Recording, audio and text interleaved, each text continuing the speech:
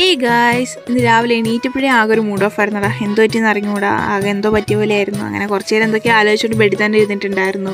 ഇങ്ങനെ ഇരുന്നിട്ട് കാര്യമൊന്നും ഇല്ലെന്ന് കരുതിയിട്ട് ഞാൻ നേരെ തുണി അലക്കാൻ വേണ്ടി പോയി. ഒരാഴ്ചത്തെ തുണി ഉണ്ടായിരുന്നു കേട്ടോ അലക്കാൻ വേണ്ടിയിട്ട്. അങ്ങനെ അടുത്തുള്ള ദേഷ്യമെല്ലാം തുണീൻ്റെ അടുത്ത് തീർത്തിട്ട് അതെല്ലാം കൂടി അലക്കി തീർത്തു. അതിനുശേഷം പിന്നെ നേരെ റൂമിൽ വന്നിട്ടുണ്ടായിരുന്നു. റൂമിൽ വന്നതിന് ശേഷം ഞാൻ വെച്ചാൽ ഫേസ് പാക്ക് ഇടാമെന്ന്. നമ്മളിങ്ങനെ മൂഡ് ഓഫ് ആയിട്ട് നിൽക്കുമ്പോഴത്തേക്കും ഓരോ കാര്യങ്ങൾ ചെയ്യുമ്പോഴത്തേക്കും നമ്മുടെ മൈൻഡും സെറ്റ് ആവില്ലേ.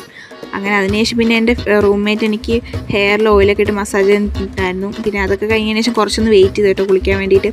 അങ്ങനെ കുറച്ച് നേരം വെയിറ്റ് ചെയ്തതിന് ശേഷം നേരെ പോയൊന്ന് കുളിച്ചിട്ട് വന്നപ്പോഴത്തേക്കും ആകെ റിഫ്രഷ്മെൻ്റ് ആയിരുന്നു കേട്ടോ. അങ്ങനെ നന്നായിട്ട് തലയൊക്കെ തോർത്തി കൊടുത്തു. എനിക്ക് ഇടയ്ക്ക് പനി വരാറുണ്ട്. അങ്ങനെ തലയൊക്കെ നന്നായിട്ട് തോർത്തി കൊടുത്തതിന് ശേഷം ചെറുതായിട്ട് സ്കിൻ കെയർ ഒക്കെ ചെയ്തു. ആദ്യം തന്നെ ഒരു മോയ്സ്ചറൈസർ ഇട്ട് കൊടുത്തിട്ടോ. അതിനുശേഷം പിന്നെ ഒരു സൺസ്ക്രീനൊക്കെ ഇട്ട് കൊടുത്തു. ഇപ്പോൾ റൂമിൽ നിൽക്കുമ്പോൾ സൺസ്ക്രീൻ ഇട്ട് കൊടുക്കാറുണ്ട്.